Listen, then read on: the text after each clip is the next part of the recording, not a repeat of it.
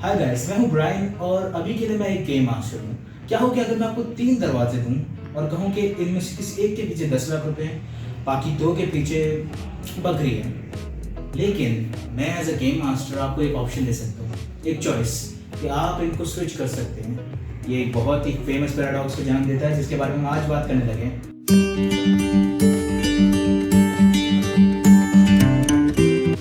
What is a paradox?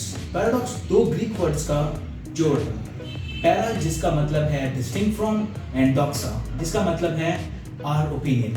Distinct from our opinion, लेकिन इससे कुछ समझ में नहीं आता कि डिस्टिंक्ट फ्रॉम आवर ओपिनियन कुछ ज़्यादा हेल्पफुल नहीं है। लेकिन पैराडॉक्स को अगर उर्दू में जाने तो उसका मतलब होता है वो चीज़ जो बज़ाहिर गलत हो मगर हकीकत में सही हो। आई ऑलवेज लाई, मैं हमेशा झूठ बोलता हूँ। लेकिन अगर ये बात सच है कि मैं हमेशा झूठ बोलता हूँ तो मैं हमेशा झूठ नहीं बोलता। लेकिन अगर मैं हमेशा झूठ बोलता हूँ तो फिर ये बात भी झूठ हुई कि मैं हमेशा झूठ बोलता हूँ। दिस इज अ पैराडॉक्स, वो चीज जो बाज़ाहिर गलत हो लेकिन हकीकत में सही हो। अब बहुत से पैराडॉक्सेस हैं जो बहुत ही फेमस हैं और लॉजिक को डिफाई करते हैं। तो पैराडॉक्सिकल के लिए ये इमेज देखें। ये इमेज है पेनरोज ट्रायंगल की, जिसको हम ट्राई बार भी कहते हैं। ये एक स्वीडिश आर्टिस्ट ऑस्कर ने बनाया था। लेकिन इसकी खास बात क्या है? इसकी खास बात ये है कि ये एक ऑप्टिकल इल्यूजन है। ये चीज़, एक ऑब्जेक्ट एज अ ड्राइंग तो एग्जिस्ट कर सकता है, लेकिन as a real life object हम इसको क्रिएट नहीं कर सकते हैं। और तो हम इसको एक ऑप्टिकल इल्यूजन के तौर पे बना सकते हैं, कैमरा अंदर से पिक ले सकते हैं, बट इस इमेज को एक रियल लाइफ के object banana is impossible. That's why it's a kind of a paradox. एक ग्रैंडफादर पैराडॉक्स जिसके अंदर ग्रैंडफादर, अगर मुझे अपने ग्रैंडफादर, बल्कि मैं अपना नाम नहीं लेता, कि कोई एक शख्स है जिसको अपने ग्रैंडफादर पे बहुत गुस्सा है। वो कहता है कि उसके पास टाइम मशीन है, वो बैक में जाता है, अपने ग्रैंडफादर को मार देता है। और फिर वो कैसे वापस आए?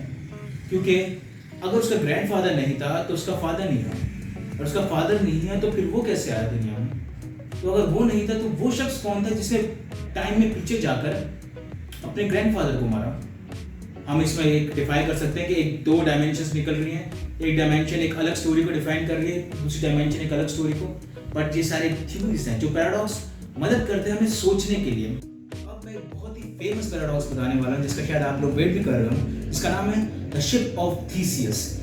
ये एक बहुत ही दिलचस्प पैराडॉक्स है जिसके अंदर एक शिप है जो थीसियस की है, लेकिन थीसियस की शिप वक्त के साथ उसके पार्ट्स जो हैं वो खराब हो रहे हैं। तो कोई एक पार्ट खराब हुआ तो वो रिप्लेस हो गया, कोई दूसरा पार्ट खराब हुआ वो रिप्लेस हुआ। टाइम टू टाइम एक एक करके सारे पार्ट रिप्लेस हो जाते हैं। लेकिन एक कलेक्टर है, सपोज करें एक बंदा है जो कलेक्टर है और जो शिप ऑफ थीसियस का बहुत बड़ा फैन है। वो उन सारे पार्ट्स को कलेक्ट कर रहा होता है और आखिर में उन सब पार्ट्स को कलेक्ट करने के बाद उससे एक और शिप बना देता है। तो क्या शिप ए जो कि पहले थीसियस की शिप थी वो शिप ऑफ थीसियस है, या शिप बी जो कि कलेक्टर ने भी बनाई है वो शिप ऑफ थीसियस है, या फिर दोनों शिप ऑफ थीसियस नहीं? इसमें बहुत से आर्गुमेंट बनते हैं। 3 चीजें पर बात की जा सकती है।